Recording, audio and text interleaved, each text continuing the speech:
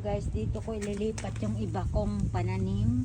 Yung talong ko dito ko ililipat para madidiligan ko siya palagi. Kasi pag doon sa farm, madalang ako napunta doon, hindi madidiligan, baka mamatay sa sobrang init. Dahil June, July, sobrang init na yan hanggang August. So, ito yung basura ko sa kusina. Ginugupit ko siya yan, may ginupit na ako. Yung mga dahon ng saging, dahon ng saging. Yung balat ng saging yan, ginupit ko na para yun ang organic na abono ng aking mga pananim. Yan. Kaya gugupitin natin, tapos balat ng carrots. Kagabi kasi gumawa ng sweet yung asawa ko, yung sweets. Kaya maraming balat yung carrots. Kaya ito, gugupitin ko siya. At saka balat ng itlog. Yan, organic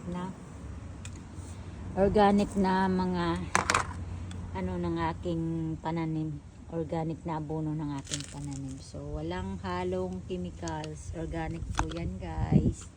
At gugupitin natin. Dito ako sa labas. Ngayon, busy. Kita nyo kaya? Gugupit tayo ng ano, ng mga dahon.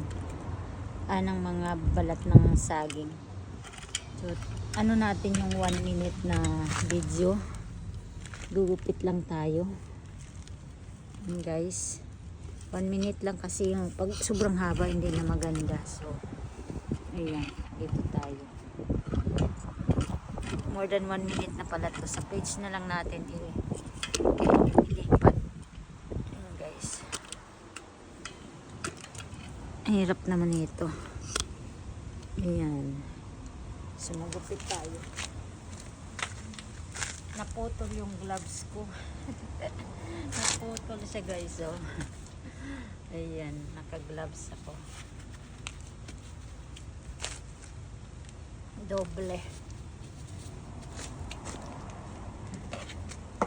Ang upuan ko, hindi ko alam kung saan napunta. Ayan. Kinugupit ko siya guys. Ayan. Maliit. Tapos ibaon ko siya mamaya sa lupa.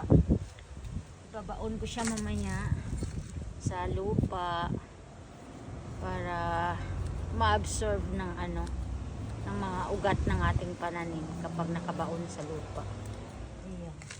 Sayang yung mga ano nyo sa mahilig mag-garden. Sayang yung mga natitira sa inyong kusina. Ayan. Yan ang gagawin nyo guys para organic yung abono ng inyong mga pananim. Kaya kung mayroon kayong mga tira-tira sa inyong kusina, yung mga balat ng mga gulay, saging, mga itlog guys.